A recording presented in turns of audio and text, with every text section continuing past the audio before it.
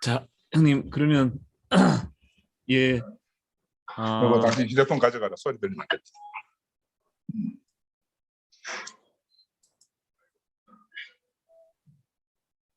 형제자매 여러분, 안녕하십니까? 우리 손 한번 흔들죠? 야, 가만히 있는 것보다 이게 손 흔드니까 다 살아있는 것 같다. 예, 아, 참, 아까 조금 전에 말씀드린 것처럼, 그 목사님이 참 너무, 뭐랄까, 사람 몸에서 광채가 나는 것 같더라고요. 음, 예, 아유, 막 얼굴도 막 저보다 하여튼 두 배, 두세 배는 더 밝으신 것 같아요. 기분도 너무 좋아하시고, 정말, 아유, 예. 아유, 제가 막 체력이 딸려가지고, 이렇게 걸어가시는데도, 음, 저는 막 뛰가는 것 같더라고요. 아, 올리브로 가신다 하면서 이거 짚고 가시는 것 같은데, 이게 음, 짚고 가시는 거 있잖아요. 그래, 워커, 워커, 그런데도, 워커. 뭐 제가 한눈 파는 사이에 금방 화장실 가셨더라고. 그래가지고, 참 너무 감사했습니다. 음, 그래서 목사님이 빨리 완치하셔가지고 우리에게 음, 좀 말씀해 주시기를 제가 간청드리고 왔습니다. 됐습니다. 예. 그래서 오늘도 우리 어, 목사님의 그 생명을 받은 그 심장을 받은 우리 김상근 형님의 말씀을 우리 다 같이 듣도록 하겠습니다. 우리 박수 한번 부탁드립니다. 감사합니다.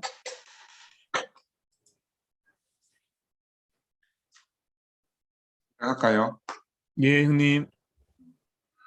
하여튼, 우리 청년부 형제 자매님들이 이 귀한 시간에 저를 초대해 주셔가지고 너무너무 감사합니다.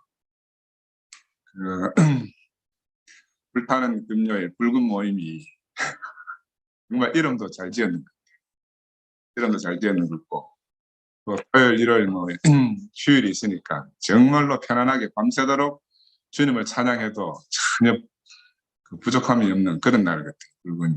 그래서 오늘 제목은 목사님 지난번에 말씀하신 너희에게 자랑할 복음이 있나, 이걸 제목으로 제가 한번 잡아봤습니다. 성경 말씀은 고린도전서 1장 22절 24절하고 1장 30절, 너무너무 우리가 잘 아시는 말씀 읽겠습니다. 유대인은 표적을 구하고 헬라인은 지혜를 찾으나 우리는 십자가에 못 박힌 그리스도를 전하니 유대인에게는 거리끼는 것이요 이방인에게는 유련한 것이로되 오직 부르심을 입은 자들에게는 유대인이나 헬라인이나 그리스도는 하나님의 능력이요 하나님의 지혜니라. 1장 30절, 우리는 하나님께로 나서 그리스도 예수 안에 있고 예수는 하나님께로 나와서 우리에게 지혜와 의로움과 거룩함과 힘이 되셨다.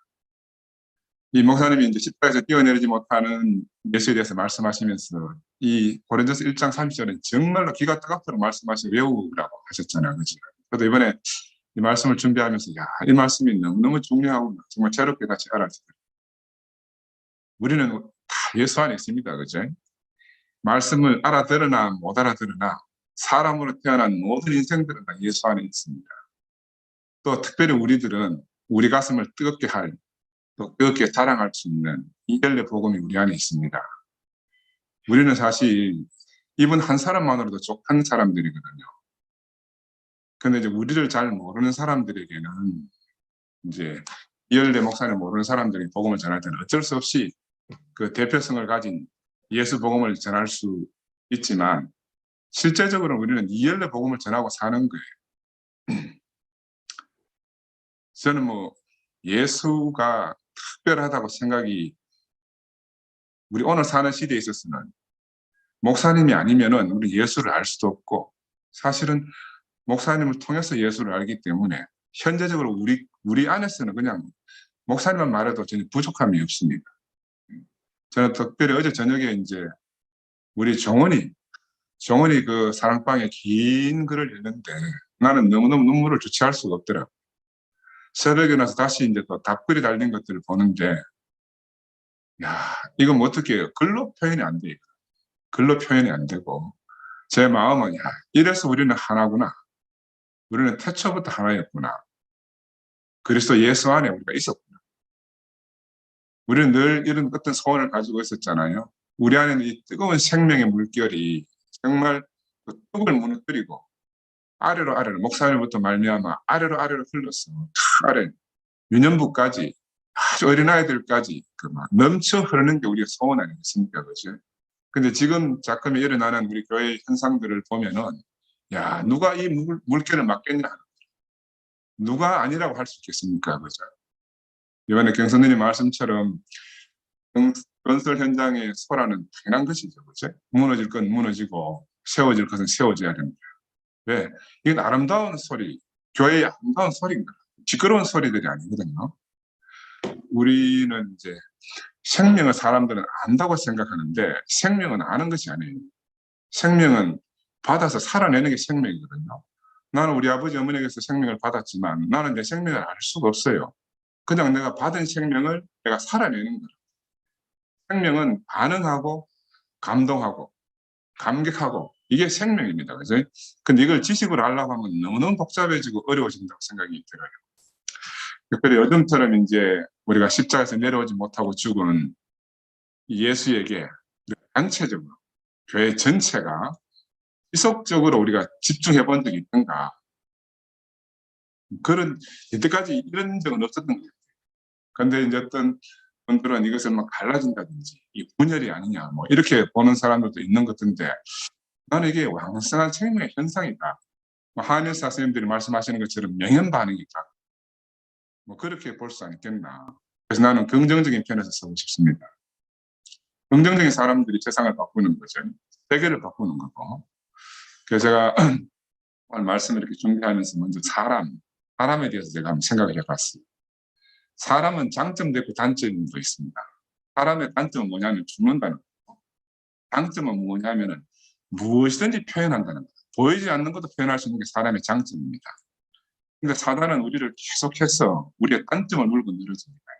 그래서 단점 때문에 우리의 장점이 부각되지 못하도록 이렇게 사람을 실패자로 만들어 버리거든요.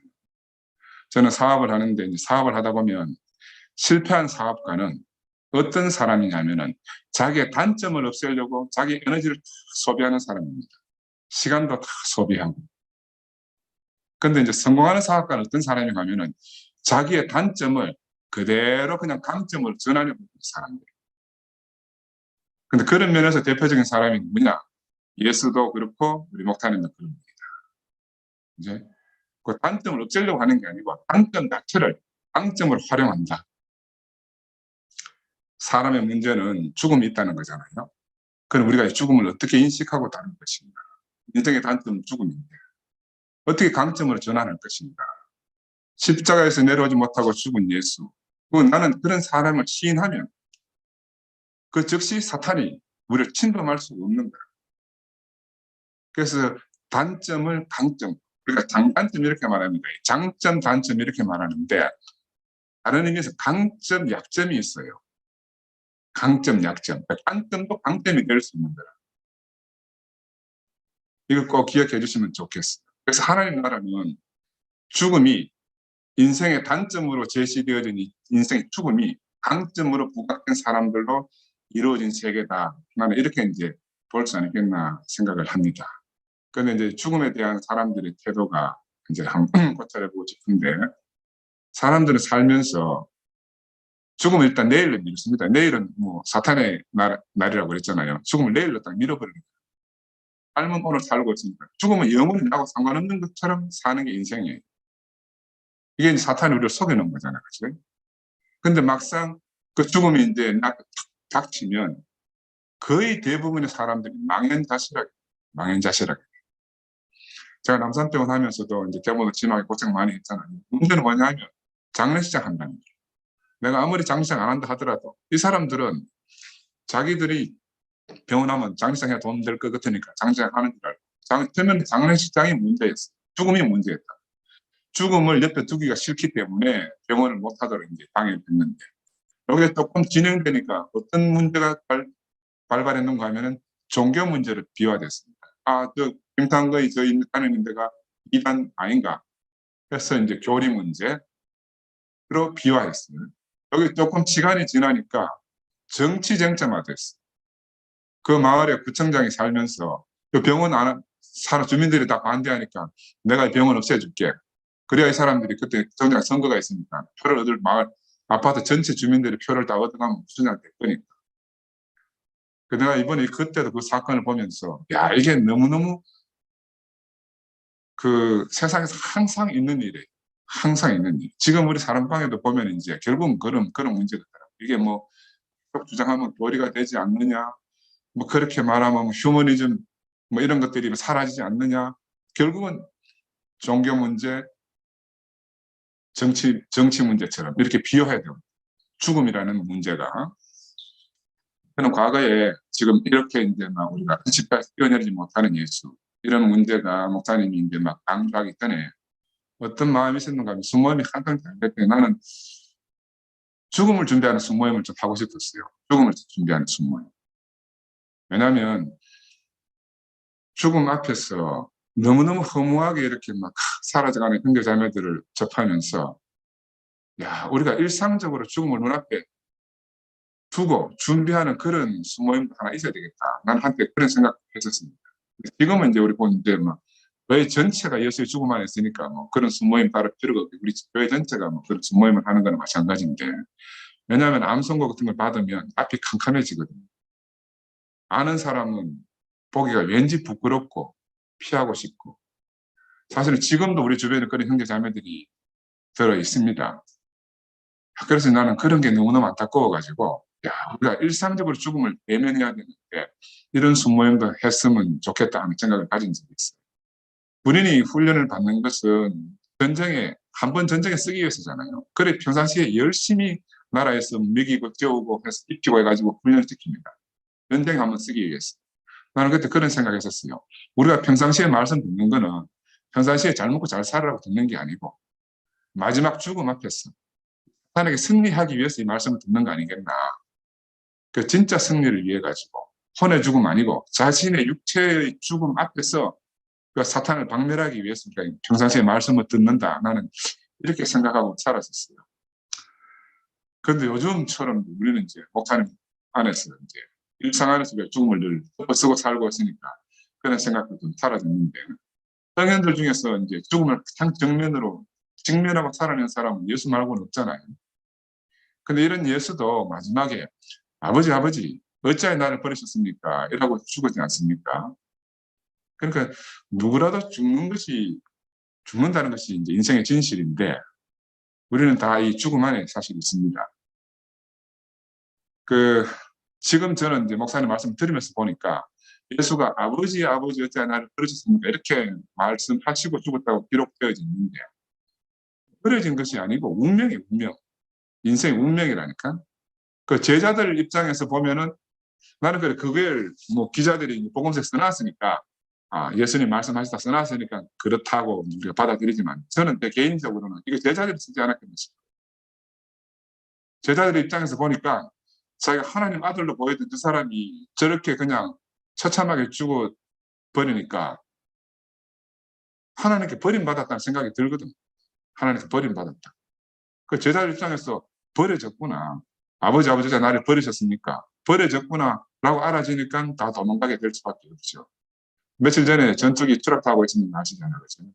그때 그러고 나서 신문에 뭐라고 났는가 하면은 전투기 조종사가 마지막 민가에 피해를 주지 않기 위해 가지고 전투기를 몰고 산으로 들어가서 산에 떨어졌어. 민가에는 전혀 피해를 안 주고 그렇게 순사했다. 이렇게 신문에 났거든요. 이게 다 거짓말입니다. 왜냐하면 내가 제대 말년에 구미 옆에 거기 선산 근방에서 헬기가 하나 떨어졌어요. 그때 다음 참모총장 될 사람 스타하고 해가지고 13명이 타고 11명이 죽었어요. 제 제대 말년에. 근데 병사하고 소인가가 한 2사람 살았는데 그때 이제 우리 부대에서 그 내용을 기무대에서 신문에 기사거리를 줘야 되잖아요. 그래 기무대장이 와가지고 부장님 이거 어떻게 써야 됩니까? 자기가 그 조종사고는 전혀 상관없이 자기가 막 스토리를 쓰는 거라. 어차피 죽은 사람은 죽은 거고 어떻게 하든 군이 사회에서 명망을 얻어야 되니까. 그러니까 하여튼 막 헬기를 어디로 돌려라 막 참모 스타가 막 말하니까 예 알겠습니다 하고 막 그 스토리를 썼어. 시나리오를 써가지고 막 그래서 일반 민가에 안 떨어지고 산속에 추락해가지고 이렇게 위대한 전사했다 이렇게 쓰더라. 근데 이번에도 보니까 똑같아. 전투 추락 사고 보니까 그걸 보면서 내가 알아진다. 이게 예수님에 대해서도 제자들 입장에서 저렇게 썼을 수도 있겠다. 저는 그런 생각이 들어요. 이건 뭐 제 혼자 생각입니다만은 그래서 그들 눈에 그려진 것이라 보여진 것이겠죠. 그게 도망갈 수밖에 없지. 근데 우리 목사님 사람 전문가고 예수 전문가지 않습니까? 전문의하고 일반의 차이가 여러분 뭔지 압니까? 전문의는 내가 무엇을 모른다는 것을 아는 게 전문입니다.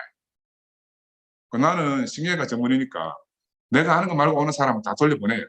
다른 데로 가라 하고. 그래 전문가가 되면 될수록 한 분야밖에 몰라. 또 징계가 전문의 중에서도 뭐 혈관 전문, 뭐 뇌종양 전문, 뭐 척추 전문 다 갈라지는 거야. 그래 전문적으로 가면 갈수록 다른 건 아무것도 몰라. 그럼 전문의가 되어져 간다 하는 건 내가 아무것도 모른다는 걸 알아져 가는 거야. 그게 전문가입니다. 근데 우리 그닥 돌아가고 금방 일반 의사가 된 사람들은 모든 걸 다 알아요. 학교 다닐 때 다 배웠기 때문에 할 수 있고 다 치료할 수 있다고 생각했어요. 이게 이제 전문가하고 일반인의 차이라고 할 수 있는데 우리는 한때는 예수에 대해서 일반인과 같은 입장이었습니다. 다 안다. 근데 예수 다 알지. 또 목사님으로부터 뭐 몇십 년씩 들었는데 왜 모르겠노. 우리 어제 수요일 날 금태 형제가 암답변 이야기 했잖아요. 암답변. 마찬가지로 죽음에 대해서도 우리가 다 알고 있다고 생각합니다. 왜? 사탄이 우리를 그렇게 생각하도록 속여놓은 거죠. 사실은 우리 죽음에 대해서 모르잖아요. 안다고 생각하지만 사실은 모릅니다. 죽은 사람을 본다고 해서 죽음에 대해서 아는 게 아니잖아요. 죽음은 우리에게 인식되지 않으면 우리는 죽음을 알 수가 없어요. 근데 우리가 일상생활 하면서 늘 죽음 인식됩니까? 안 되잖아요. 근데 십자가에서 뛰어내리지 못하고 죽은 예수, 이 말을 딱 들으면 우리 안에 우리가 죽음 속으로 싹 들어가 버려요. 십자가에서 뛰어내리지 못하고 죽은 예수라고 합니다. 너무너무 신기한, 이 말씀이 너무 신기한 말씀입니다. 우리 진희 형제가 새로운 언어를 창조하셨다 이렇게 지금 말씀하셨잖아요. 정말 목사님은 새로운 언어를 창조하시고 그 언어 안에서 새로운 세계를 창조하신 분이에요. 목사님은 전문가적 입장에서 전문의와 같은 입장에서 예수 모르겠다. 나하고 무슨 관계인지 모르겠다는 거야. 특별히 예수의 죽음이 나하고 무슨 관계인지 모르겠다. 왜 그가 내 대신 죽어야 하는지. 그게 정말 사람만, 예수만 평생을 알아오신 분이잖아요. 근데 이분이 모르겠다 하는데 우리가 안다 하는 말은 얼마나 어리석은 말이에요. 우리 과대학 들어가면은 예과 본과 있는데 예과는 본과 이제 정상적으로 사람 공부하기 전에 먼저 뭘 배우냐 고락이라고 배웁니다. 뼈다구. 정상적인 뼈다구에 대해서 먼저 공부를 해요. 정상적인 위치, 해부학적 위치에 대해서 공부를 해야 됩니다. 이게 기터라. 그래서 해부학, 조직학, 생화학, 생리학 이거 다 정상적인 상태를 공부하고 1학년 때. 1학년 때 배우는 거는 정상적인 상태에 대해서 배우는 거죠. 그다음 2학년 올라가면은 병리학을 배웁니다. 이제 병든 사람에 대해서 배웁니다. 지금은 이제 애들 커리큘럼이 바뀌어가지고 공부하는 내용이 완전히 달라졌는데 우리 때는 그렇게 배웠어요. 3학년 올라가면 이제 임상의학, 치료하는 걸 배웁니다. 4학년 나가면 실습 나오고 이게 정상적인 과정이라. 그런데 이제 종교는 병리학부터 배우는 거예요. 병리학부터. 우리는 죄인이다. 그런데 정상적인 인생이 어딘지 모르니까 돌아갈 데가 없어. 돌아갈 데가 없어. 정상적 위치를 모르니까. 그 병이 나을 수가 없지. 나을 수가 없어. 우리는 사실 이제 그동안 목사님을 통해서 정상적인 위치의 예수, 이탈하지 않는 원형의 예수, 하나님과의 정상적인 관계에 있는 그런 예수에 대해서 하는 말씀을 듣고 사실은 정상적인 노선 안으로 우리 목사님을 통해서 이끌려져 왔습니다. 그렇죠? 근데 왜 목사님은 벌써 4년 전부터 왜 끊임없이 십자가에서 뛰어내리지 못하는 예수에 대해서 계속 이 말씀을 하시는 교회가 소란스러움에도 불구하고 왜 이 말씀을 하지 않으면 안 되는가? 저는 생각한데 우리가 목사님 당신처럼 살 수 없으면 목사님 사역은 실패라고 볼 수 있거든요. 하나님이 우리를 부르신 것은 우리가 목사님과 동일하게 그 예수의 생명을 하나도 오차 없이 살아낼 수 있도록 하기 위해서 우리를 부르셨는데, 이번에 목사님이 원숭이 이야기 하셨잖아요.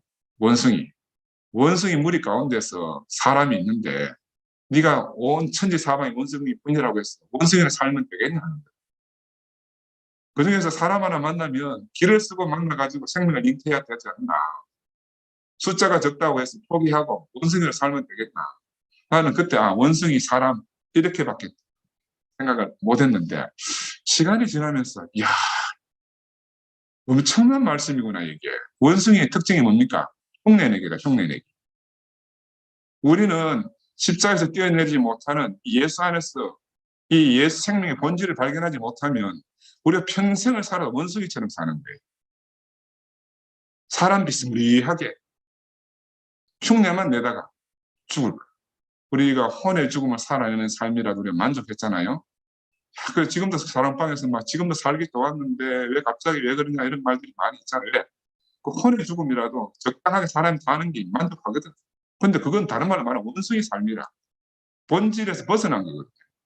본질에서 벗어난 거라. 그래 흉내내기라. 99% 비슷해도 그거 완전히 다른 거야. 완전히 다른 거야. 그래서 목사님 엄청난 말씀을 하셨구나. 원숭이 무리들 속에 내가 있는 내 한 사람이라도 내가 사람임을 포기하면 되겠냐. 네? 그 숫자 가지고 게임할 수 없는 문제라는 거죠. 항상 사람들은 숫자가 크면 정통이라고 생각하잖아요. 많은 사람들이 인정하면은 그게 정상적인 그 길이라고 생각하는데 전혀 다르다. 어쩌든지 사람 만나면 무조건 생명을 낳아야 되나? 그렇게 말씀하셨잖아요. 우리가 원숭이로 돌아가면 되겠냐? 다른 말로 말하면 혼의 죽음을 계속 되풀이하는 그런 생활을 계속하면 되겠냐? 혼의 죽음을 되풀이하는. 그래서 모든 아담의 인생을 원숭이 한마디로 딱 정의해버렸습니다. 야, 나는 생각하면 생각할수록 너무너무 충격적인 말씀이었어요. 원숭이 특징이 흉내내고 진짜 같은 것 같아요. 어린아이들이 처음 볼 때는 원숭이보다 훨씬 더 부족하잖아요. 불완전하고.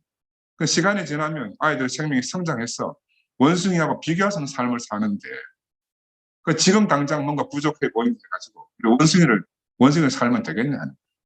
그래서 목사님 요점은 야들아 원숭이로 살지 말고 사람으로 살자. 야, 충격적인 말씀. 사람으로 살지.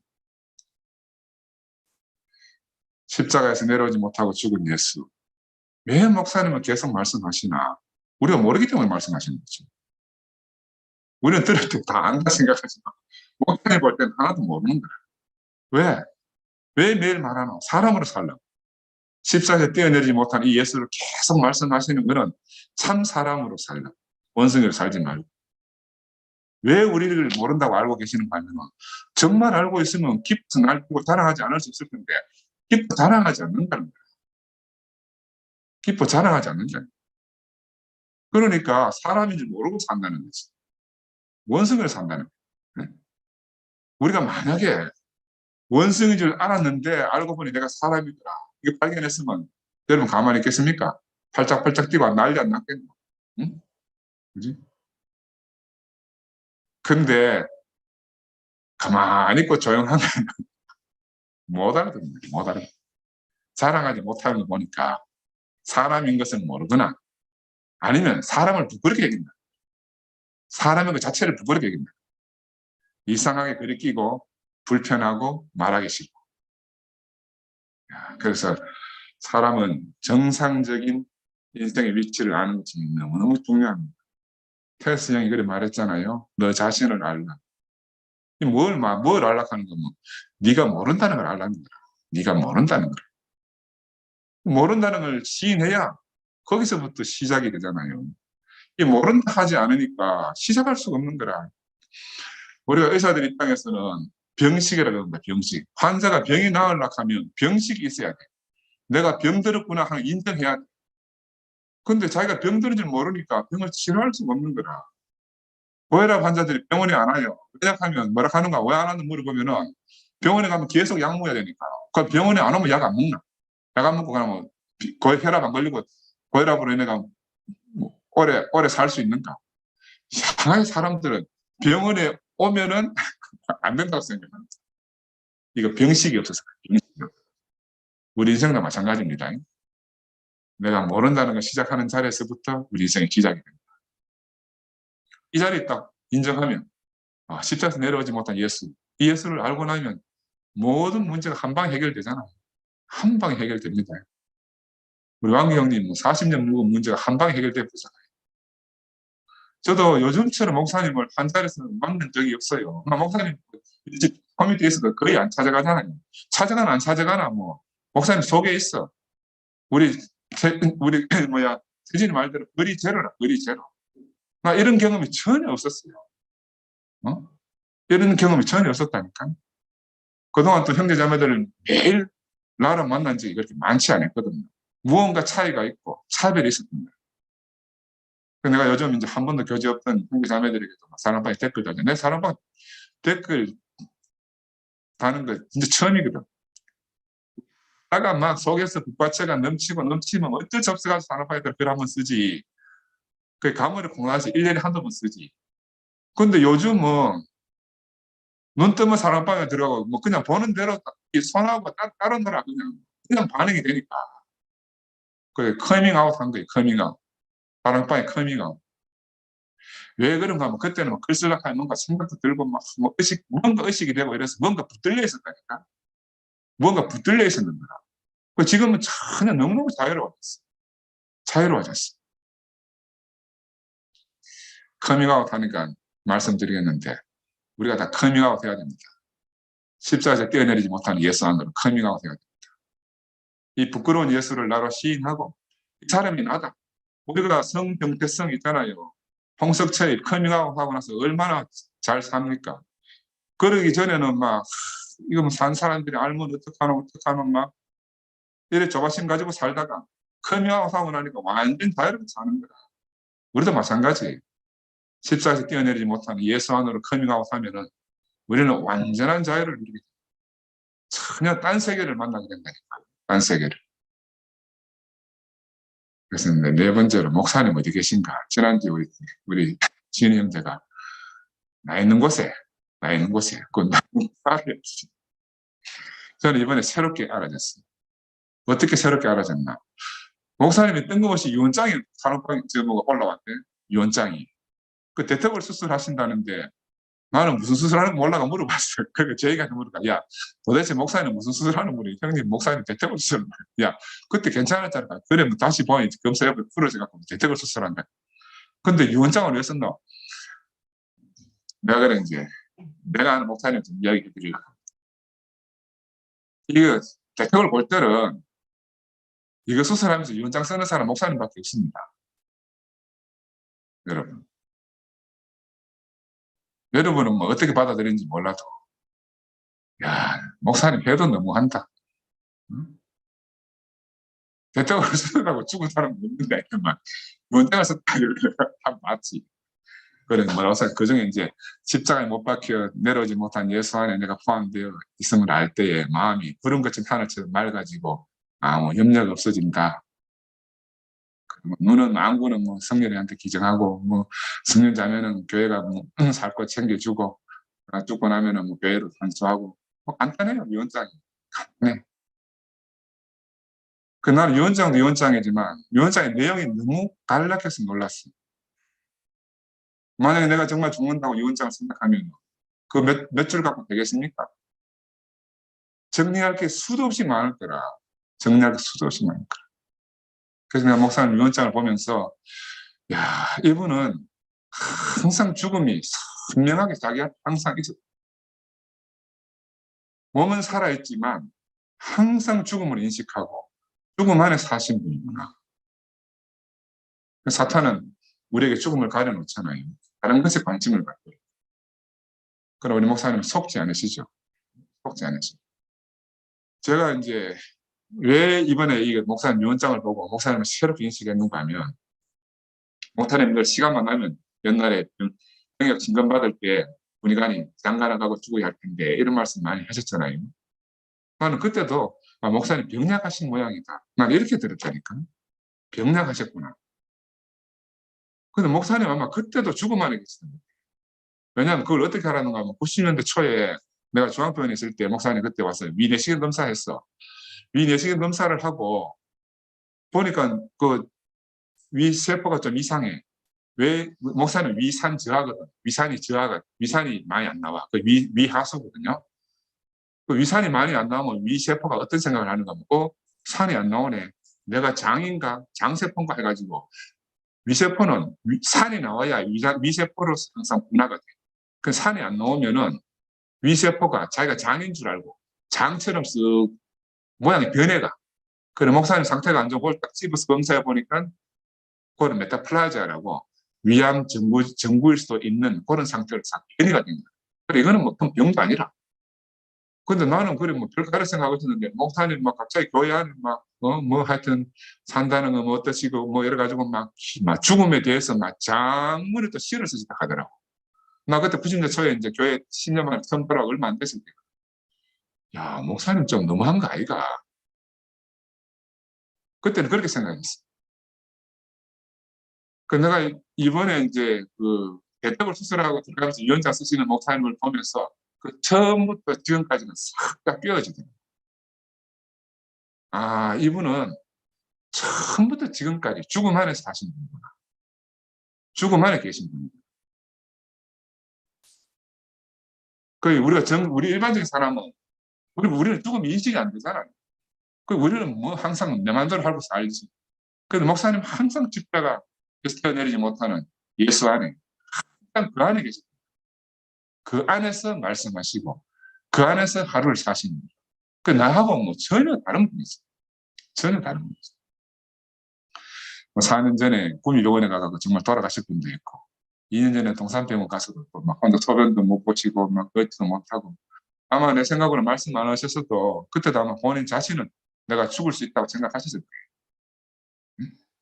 본인은 늘 죽음을 안고 살아가시는 분인데 우리는 목사님의 죽음 때문에 혜택 본 사람들이잖아요. 우리는 혜택에 능한 사람들이에요. 지금도 뭐 혜택 떨어진다고 지금 난리잖아요. 혜택 떨어진다고. 응? 야, 근데 목사님이 자기 인생을 앞에 두고 보니까 이제 마지막 지점이라고 생각하셨겠죠. 자신이 가야 할 길이 얼마 안 남았는데, 야, 자기로서 100% 만족하고 사는 이 어린 양들. 이 보기 답답 안 하겠어요? 또 대식이하고 은주한테 말씀하신 거 보면 목사님 물어보대. 대식아, 은주야. 내 없으면 누구겠어요? 그래, 우리가 안 되지요. 안 되지요. 야, 그게 대식이하고 은주한테 하신 말씀입니다. 야, 이제까지 우리는 목사님 보고 살아왔으니 목사님 있으니까 뭐 목사님에서 땡이었잖아. 근데 목사님이 안 계시면 우리 목사님이 안 계셔도 목사님 좀 살아야 되는데 목사님은 자기가 계신 그 자리를 밝히 보여주고 싶어서 지금 45년 동안 말씀이 오셨는데도 불구하고 무언가 딱 한마디로 한 언어로 한 단어로 자기가 계신 곳을 설명하기 힘든 거라. 뭐 제자들도 예수가 뭐 나 있는 곳에 너희도 있게 하고 뭐 이렇게 하니까 도대체 어딘지 몰랐던 거지 제자들. 목사님도 답답한 거죠. 우리를 향해서. 마지막 의문이 뭐냐? 내가 어디서 예수가 하나 되나? 어떻게 한 자리에서 만나나? 이게 계속 봐두잖아요. 근데 이번에 4년 전에 그 정말 돌아가실 뻔 하면서 십자가에서 떼어내지 못한 예수, 이 운명적 죽음을 발견하신 거죠. 그 새로운 언어를, 자기 자신을 표현할 완벽한 언어를 발견하신 거라. 이거 하나만 있으면 아무것도 없어도 됩니다. 그런데 이걸 유정시켜주기 위해서, 이걸 상속시켜주기 위해서 계속 말씀 안 하실 수 없는 거라. 말씀 안 하실 수 있겠어요. 여러분이라 그래도. 왜? 지금까지 혜택만 보고 살아온 아들한테 이 생명을 유전시켜줘야 되는데 나는 갈 길이 얼마 안 남았는데 혜택만 계속 줬다고 하고 있으니 얼마나 답답하겠습니까? 뒤통수를 후려쳐서라도 정신 차리게 해야 되지. 정신 차리게 해야 되지. 아르키메데스가 불의 원리를 발견하고 나와서 빨라붙게 나와가지고 목욕탕에서 막 유력하고 외쳤잖아요. 나는 지금 생각해보니까 목사님 아마 그런 심정 같았어. 씨가 완성되었 할 때도 그런 마음이었겠고 다 도망갔더라 하셨을 때도 너무너무 흥분되셨을 거예요. 그래서 이 자리가 바로 목사님 사역의 마지막 퍼즐이 맞춰지는 그런 자리였다고 생각이 들어요. 저는 이게 키홀이다 씁니다. 키홀.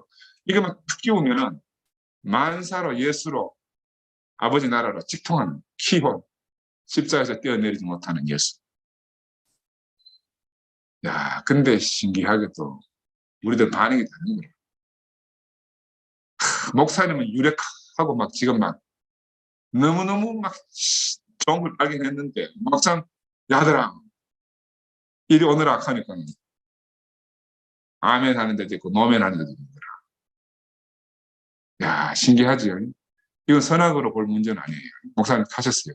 이거는 생명과 관계된 문제이기 때문에 아멘이나 노멘이 나올 수밖에 없는 거라. 내가 죽고 사는 문제와 결부되어지기. 아멘 하는 사람은 감사합니다. 목사님 한 자리에서 만날 수 있어서 너무 좋습니다. 이렇게 말하는데 노멘 하는 사람은 불만 덩어리라. 이때까지도 잘 살아왔는데 갑자기 뭐 무슨 뜬금없이 또 뭐 이상한 교리 만들려고 하노. 그냥 여기 있는 것이 좋습니다. 베드로가 그랬잖아요. 토막 zet을 들고 여기 잡시다.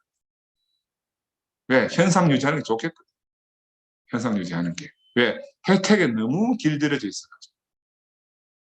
맨날 고기 올려주니까 고기 잡는 거 몰라도 되잖아요. 늘 아침에 눈만 뜨면 밥상에 고기 올라오는데. 목사님은 고기 잡는 걸 가르쳐줘야 됩니다. 고기 잡는 걸 가르쳐줘야 돼. 야, 이 길로 가자. 이 길로 가자. 목청 터져라고 말씀하셔도 우리는 뭐 묵묵부답이었잖아요. 그때 그걸로 시간을 벌어가지고 건축하는 사람들이 있잖아요. 자기 집집은 망한다는 속설이 있습니다. 자기 집집은 망한다. 내가 하고 있는 남산병원도 보성 사업이잖아요. 자기 집 짓고 망했잖아요. 집 잘 지었습니다. 공사하는 사람들이 와보면 막 탐복합니다. 무슨 놈은 공구리가 이렇게 둥둥둥 그것도 해가지고 뭐 너무너무 집을 잘 지었어. 근데 망했어. 우리는 교회당 짓고 어떻겠습니까? 우리도 잠을 잤다고 할 수 있죠. 왜? 좋은 시설을 누리니까 얼마나 좋습니까? 흡족했잖아요. 도지는 지금도 산에 길 내고 땅 판다고 땀 흘려가면 공사하잖아요. 땀 흘려가면서. 근데 문제는 우리 안에 생명의 약동은 정말 미약한 거예요. 우리가 과거를 회상했잖아요. 과거를. 약동하는 간증 마이크 서로 잡으려고 막 피 튀기던 그런 시절이 서서히 사라지고 그래서 주변도 돌아보게 되고 지역사회에 우리가 뭐 좋은 일도 해야 안 되나 또 미덕을 좀 갖춰야 안 되나 뭐 음악회도 하자 미술 전시회도 하자 별걸 다 했잖아요. 갈보리 산에서 예수는 뭐라고 말했는 건 제자들에게 야들아 내가 심히 민망하게 죽게 됐다. 깨어서 함께 기도 좀 하자. 밤낮이라고 깨어날 줄 모르는 거라. 예수는 피땀 흘려 기도하는데 나중에는 안 되니까 야야 그냥 자라. 나는 그게 막 우리 목사님하고 너무너무 억울해. 목사님 우리들에게 내려오지 못하고 죽은 예수로 도전하셨잖아요. 신문 광고는 나는 세상에 한 광고 낸 거 아니라고 생각해요. 신문을 통해서 우리에게 경고하신 거예요. 교회 벼락방에 큰 플랜카드를 걸으셨죠. 그 누구한테 향하겠어요? 우리한테 하신 말씀입니다. 그런데도 우리는 감각이 무뎌져 가지고 잠만 자고 있었어요. 잠만 자고 있었어요. 이스라엘 역사는 유목민이잖아요. 안주하면 망한다는 인식이 아주 팽배한 사람들. 목사님은 한 번도 머물러 계신 적이 없잖아요. 옛날에 형님들 간증할 때 그랬습니다. 어제까지 목사님 알았는데 오늘부터 딴 데 갔다. 이제까지 알았는데 오늘부터 딴 데 갔다. 계속 이런 간증을 교회 안에서 한참 했었습니다. 한참 했었어요. 근데 지금은 이제 목사님 딴 데 안 가십니다. 우리는 지금 막 끝도 없는 길을 걸어왔어요. 유목민처럼. 지금 목사님 딱 가 계신 곳 알았어요. 어디에? 십자에서 뛰어내리지 못하는 예수 안에. 예수 안에. 종착역, 종착역. 그리 마지막 복음이라고 말씀하시죠. 종착역이 왔다. 그렇지만 그 안에서도 사실은 더욱더 전진하고 계시죠. 더욱더 전진하고 생명이 더 깊은 곳으로. 십자에서 내려오지 못하고 죽은 이 예수의 자리는 고정된 자리는 아닙니다. 끊임없이 인식이 깊어지고 깊어지는 영원한 자리예요. 그러나 만나는 건 다 그 자리에 있습니다. 제 목사님 딴 데 가서 찾을 필요가 없어요. 그전에는 우리가 늘 목사님 찾아다녔거든요. 여긴가 싶으면 절로 가 계시고 저긴가 싶으면 또 딴 데 가 계시고 우리 그런 경험 많이 했잖아요. 아무리 거리를 좁히려고 해도 또 거리가 있고 거리를 좁혀내도 또 거리가 있고. 근데 이제 목사님과 우리가 완전하게 하나 될 수 있는 그런 자리가 제시되어진 거야. 야, 그래 박수 치고 난리를 쳐야 되지. 그치? 제 개인적인 이야기 하면 나하고 관계된 죽음들이 여러 개 있었어요. 나는 이제 해부 실습 시간에 본가령님 때 큰 생각이 뭐냐면은 잘 죽어야 되겠다. 왜냐하면 그 해부 실습 바위에 눕혀져 있는 사체들을 보니까 전부 행렬병장들이 대부분이 주인도 없고 가족도 없고 친지도 없고 어디서 죽었어 그냥 온 사람들. 그 든 생각이 잘 죽어야 되겠다. 야, 나도 저렇게 죽어가지고 이런 데 실려오면 안 되겠다. 근데 또 생각해보니까 잘 죽으려면 어떻게 해야 되나? 잘 살아야지. 그러려면 난 그렇게 기독교인이니까 어떻게 잘 살아야 되나? 하나님 잘 믿어야 되나? 하나님 아무리 잘 믿으라도 방법을 모르겠어. 그러다가 국평이 통해가지고 목사님 때 말씀을 듣고 청천벽력 같은 말씀을 들었지. 분명히 말씀은 그 말씀 아닌데 말씀 속에서 상근아 네 어딨노? 뭐 이래 묻는 거라. 상근아 네가 어딨노? 와, 내가 얼마나 화들짝 놀라겠어. 공부하다가. 그래, 그지에 이제 막 부평에 따라 교회 오게 되지. 그러다가 또 막 가시고 벼부르고 타지가 또 도망 갔다가 두 번째 이제 돌아온 계기는 뭐냐 하면 내 친구 나를 부평하고 연결시켜준 은선진이가 죽었어요. 그 부평이가 나한테 부고장 가지고 온 거야. 그때 나는 심신이 피곤해가지고 내 존재가 완전 망하게 됐습니다. 더 이상 나는 뭐 내 존재에 대해서 기대할 것이 하나도 없고 야 이러니 차라리 신앙이나 가볼까 막 이런 신학대학이나 가야 돼. 내 인생에 대해서 기대할 게 없다. 먹고 사는 문제는 뭐 전문의도 되고 했으니까 아무 문제가 없어요. 내 존재에 대해서 너무너무 하여튼 절망해가지고 그런 시기에 국회의가 내 친구의 부고장을 두고 나를 찾아왔어요. 그 이제 교회 와가지고 아들이 난 왕자의 난을 경험하면서 나는 구체적으로 내가 죽은 자로 발견되는 정말 그런 계기가 됐습니다. 근데 목사님이 죽음을 실행하는 사람, 죽음을 실행하는 사람, 아담은 죽음을 실행하는 사람이에요. 그 말씀을 평생 잊을 수가 없어요. 죽음을 살아내는 사람, 예수는 죽음을 살아내는 사람이고 목사님은 예수의 죽음 안에서 죽음을 살아내시는 분이죠. 우리가 그 혜택을 입고 살고. 그러니까 나는 아담으로 늘 죽음만 실행하는 사람, 항상 시체 냄새 풍기고 악취를 풍기고 하는 사람. 그때 깊이 저는 알았죠. 나는 하나님께 대해서, 교회에 대해서, 목사님께 대해서 전혀 무용하고 나는 나를 더 이상 신뢰할 수 없구나. 그 마찬가지로 내가 누구를 판단할 수 없더라고. 교회 안에 어느 누구도. 그리고 그때 이제 그 이후에 뭐 정미자 사건하고 우리 영식형님 계시면 영식형님 사건, 뭐 정렬이 사건 있었잖아요. 근데 누구도 판단이 안 돼. 아, 내가 그 사람이니까. 내가 그 사람이니까. 그래서 목사님이 무슨 말씀을 해도 아멘이 할 말이 없죠. 그거를 입이 10개라도 나는 입을 다물고 살아야 돼.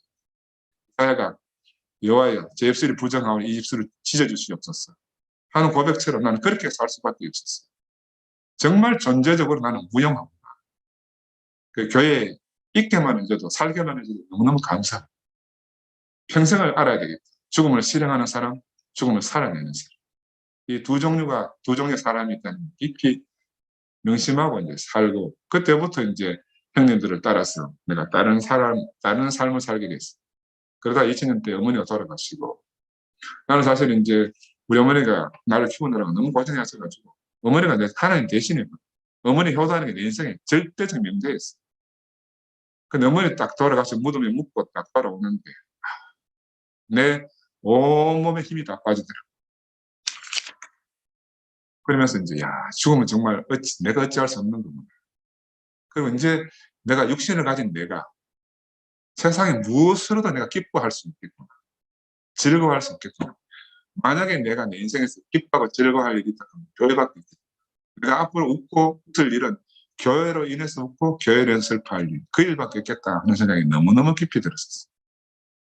그러다가 14년도에 상구가 위암 선고를 받고 그날 병원에 찾아왔으면 형, 나 위암 4기래 그러는데 내가 같이 선고받아.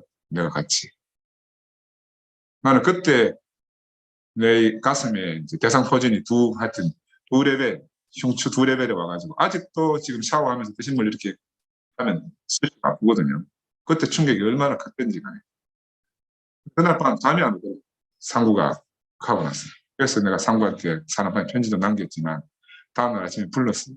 그럼 의자에 앉혀놓고 나도 의자에 앉아가지고 얼굴 딱 보라보고 이야기했습니다. 상부야, 너 죽는다. 너 죽는다. 내가 살라고 노력하지 마라. 네 병은 형한테 맡기고 너는 앞으로 남은 기간 동안 주님을 찬양하고 교회를 막 건드리고 살아라. 나는 그때 너무너무 잔인한 말 같지만 그렇게 말할 수밖에. 그게 인생이 살려고 발버둥치다가 마지막 남은 그 귀한 시간을 다 허비하면 얼마나 억울하겠어. 나는 그런 사람들을 많이 봐가지고. 다행히 상부는 내 말을 깊이 명심하고 교회 안에서 이제 정말 마음껏 주님을 찬양하고 이제 갔잖아요. 그래 장례식장에 그날 이제 입관식 하고 나니까 목사님이 우리 보영이 통해 가지고 플래카드 보냈더라. 그, 그 장례식 그 방 안에 플래카드를 뭐라고 보냈는가 하면 죽음을 이긴 김상구 형제. 큰 플래카드를 갖다 걸어놨어. 죽음으로 사망 권세를 이긴 형제라고 목사님이 그렇게 명명해 주셨어. 신문에 날 일이거든요. 세상의 장례식장에 죽음을 이긴 김상구 형제라고 플래카드를 감히 누가 붙일 생각을 했습니까? 그때 야, 목사님이 얼마나 우리가 사망 권세를 이기기를 원하실까. 목사님의 소원 한 가지밖에 없는데 나는 4학년 때 이제 우리 아버지가 사망하셨어요. 저녁까지 12시까지 공부 가르쳐주고 나서 아침에 눈 뜨니까 아버지 눈 뜨고 계신데 안 움직이는 거야. 어릴 때 죽음이라는 게 뭔지 모르잖아요. 아버지 흔들어봐도 아닐라. 눈은 바짝 뜨고 있고 입에는 거품이 이렇게 있는데 그때 단칸방에 살던 때라 3일장 하는 생각도 못하는 거예요. 그래서 바로 그날 산에 갔다 묻었어요. 나는 그때부터 중학교 갈 때까지 어떤 생각이 있는가 하면 아버지 살아오실 수 있는데 하루 만에 바로 묻어가지고 우리 아버지 살아오실 수도 있는데 그 생각이 떠나지 않는 거예요. 너무 일찍 매장해가지고 아버지가 돌아가시고 어릴 때는 죽음이라는 게 깊이 잘 모르니까. 그래서 최근 들어서 목사님이 이제 십자가에서 내려오지 못한 죽은 예수의 자리에서 이틀만 머물러 있어보라. 이틀만. 왜 이틀만 머물러 있어보라 하겠습니까? 이틀 머물러서 죽은 게 확실하면 3일째 장례식 치를 거 아니에요. 그죠? 내가 죽은 자인 줄 알면 십자가에서 뛰어내리지 못하는 예수 안에 이틀 딱 머물러 보면 나는 정말 죽은 자원을 하는 게 알아지잖아요. 그러면 장례 치라요. 장례 치르고 나면 또 무덤에 가서 자기 끄집어낼 사람이 있겠습니까? 우리 그런 사람 아무도 없거든. 3일장 치르고 나서 무덤에 가서 또 살아서 캐내오는 사람이 있잖아요. 우리는 예수 안에서 이미 죽은 사람입니다. 나를 끄집어내봐야 살 수가 없어요. 그래서 목사님은 이 사실을 우리한테 밝히 보여주기 위해 가지고 십자가에서 뛰어내리지 못하는 예수, 이 예수의 죽음에 대해서 이 예수가 바로 니다. 이 예수를 너로 알고 살아야 된다고 오늘도 그렇게 강력하게 말씀하십니다. 고린도전서 1장 30절 우리는 하나님께로 나서 그리스도 예수 안에 있고 이 예수 십자가 못 박혀 뛰어내리지 못하고 죽은 예수입니다. 우리가 다 이 안에 있습니다. 그렇죠? 지금 우리의 관심은 어디에 있습니까? 우리 공교회 형제 자매들은 막 알든지 모르든지 다 온통 십자가에 다 쏠려가 있습니다. 하여튼 목사님 성공하셨어요. 근데 문제는 우리가 예수만 관심이 있는가? 예수만 관심입니다. 이 관심은 예수 때문인가? 아니면 예수를 연하는 혜택 때문인가? 목사님은 예수가 진실해서 따른다 그랬잖아요. 우리는 왜 목사님 따르노? 우리도 예수 목사님 진실해서 따르지. 근데 요즘 이상한 분위기가 나오대. 목사님이 과연 진실하신가? 이런 또 질문하더라고요. 진실하다는 쪽도 있고 과거에는 그랬는데 지금은 안 그렇다. 야, 믿습니다. 교회는 하여튼. 바울이 이 질그릇에서 보배를 그렇게 말했잖아요. 학생 때 이제 삼포농자가 지금 이 질그릇에서 보배를 그런 책도 읽어보고 있는데 그때는 이 말 다 이해를 못했어요. 근데 지금 그릇이 안 좋다고 지금 법에 지금 갖다 엿비자는 사람들이 또 있어요. 어? 그릇이 안 좋다고. 질그릇이 좋은 그릇입니까, 여러분? 질그릇은 사발특백이잖아요. 볼품 없어요. 근데 이놈은 질그릇 타라고, 질그릇. 그릇 안 좋다고 보배를 버리는 우를 범하면 되겠습니까? 그게 참 답답할 노릇이죠. 목사님 말했는가 하면 밭에 묻힌 우리 교회 안에 참 보화를 발견해야 됩니다. 참 보화. 이 참 삶을 발견해야 된다고 그러는데 나는 그렇게 밭에 묻힌 보화 성경에 나와 있길래 야 보화를 땅에 묻으라나 이렇게 옛날에 그렇게 생각했어. 그런데 지금 보니까요 묻힌 게 아니에요. 가을거지 끝난 밭에 버려져 있는 그 이삭들 있잖아요. 보아스 밭에 이삭 주우러 간 누가 나오미처럼 그 버려져 있기 때문에 숨겨져 있는 게 아니에요. 버려져 있기 때문에 아무도 싫어서 안 가져갑니다. 그 버려져서 안 가져가기 때문에 목사님 차지가 됐고 목사님 이걸 발견하셨기 때문에 우리에게까지 온 거거든요. 이게 얼마나 감사해요. 밭에 묻힌 질그릇의 보배를. 이 말씀만 생각해도 너무너무 감사해요. 근데 우리 이번에 우리 이제 구순에 우리 컨태 형제 지난 수요일에도 말씀했지만 컨태 형제가 너무너무 놀라운 말씀을 해서 우리 지금 모임했어요. 이 십자가에서 뛰어내지 못하고 죽은 예수 안에서 보니까 우리 그동안 교회 생활은 다 복음서 생활이에요. 복음서 생활. 마태, 마가, 누가 복음서 생활. 복음서 생활이 뭐예요? 제자들이 예수 만나가지고 좌충우돌하는 생활이에요. 예수를 높이기도 했다가 주는 그리스도시요 살아계신 하나님의 아들이기도 했다가 기적과 이적도 경험했다가 은을 모르겠다 했다가 누가 그냐 했다가 너는 우편에 앉을래 나는 좌편에 앉을게 하여튼 우리가 할 수 있는 모든 걸 대표적으로 다 했어. 다 했어. 근데 부활한 예수를 만나고 나니까 하고 모르고 듣기도 하고 알쏭달쏭하고 그냥 끝나는 거라. 복음서들이. 복음서 결말이 뭐예요? 알쏭달쏭하다 이거라. 알쏭달쏭하다. 근데 십자가에서 뛰어내리지 못하고 죽은 예수 안에서 우리는 이제 무엇이 시작되는가? 사도행전이 시작됩니다.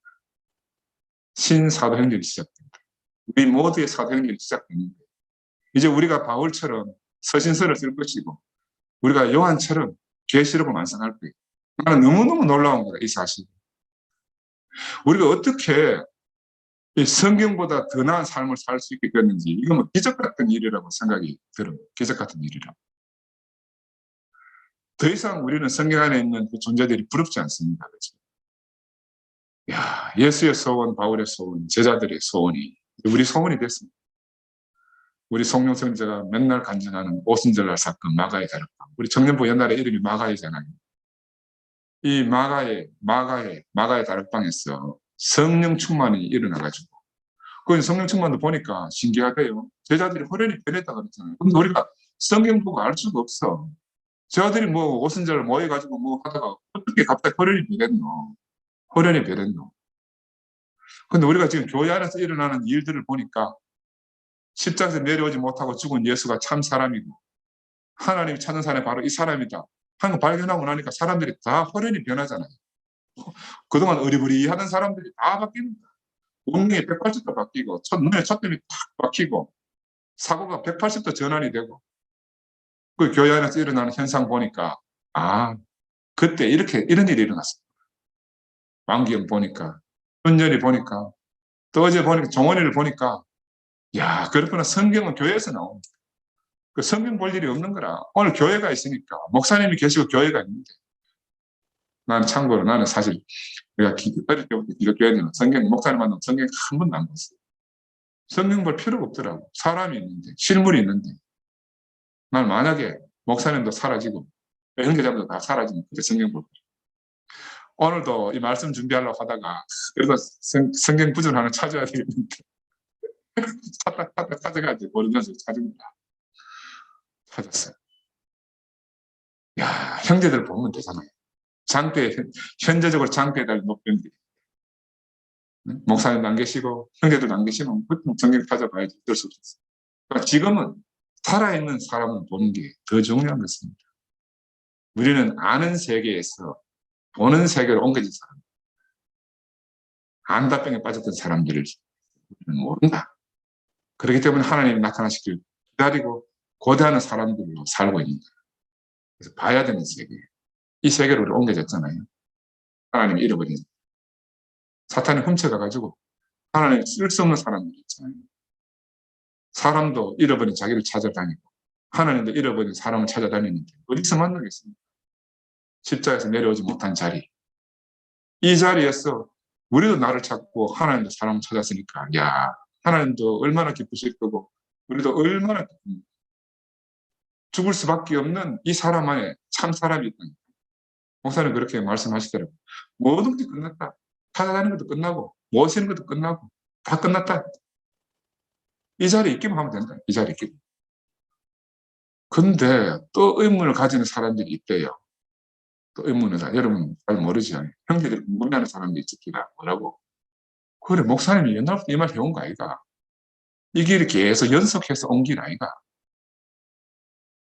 그 말도 맞는 것 같아요. 왜냐면 긴 길을 가는데 여러분 멀리서 산을 보면요. 산까지 길 가다 보면은 길이 계속 연결되어 있는 거지요. 근데 가까이 가다 보면은 앞에 강도 있고 절벽도 있고 낭떠러지도 있어요. 멀리서 볼 때는 연결된 것 같아. 근데 건너가 있는 사람 입장에서 보면 간격이 있는 거야. 어떤 간격? 건너야 할 강이 있고 지불해야 될 육체의 죽음이 있는 거예요. 그래 이 말도 맞고 저 말도 맞아. 틀린 말이 아니에요. 그러나 목사님이 계신 곳 우리는 용감하게 매진해야 됩니다. 죽음이 두려워서 주저하고 있으면 안 돼요. 인도에서 석가가 나오고 유대인에서 예수가 나왔다 그랬잖아요. 목사님 평생 걸어온 이 길에서 이 말씀이 나온 거라. 그냥 나온 게 아니거든요. 아무리 해도 자기 안에 있는 것을 확실한 판단으로 알게 줄 수 없어가지고 노심초사하다가 드디어 이것을 발견하신 거라. 이 목사님이 최종 열매로 나온 거죠. 그 누구든 이 자리에 있으면 더 이상 헤어짐이 없잖아요. 분리될 수도 없고 차별도 없고 차이도 없고 완전한 자유가 있고 완전한 평등이 있고 이 사실이 명백히 보이는데 우리가 어떻게 자랑 안 하고 살겠습니까? 욕한다고 자랑 안 하겠습니까? 뭐라 한다고 자랑 안 하겠습니까? 다 미쳤는데. 네?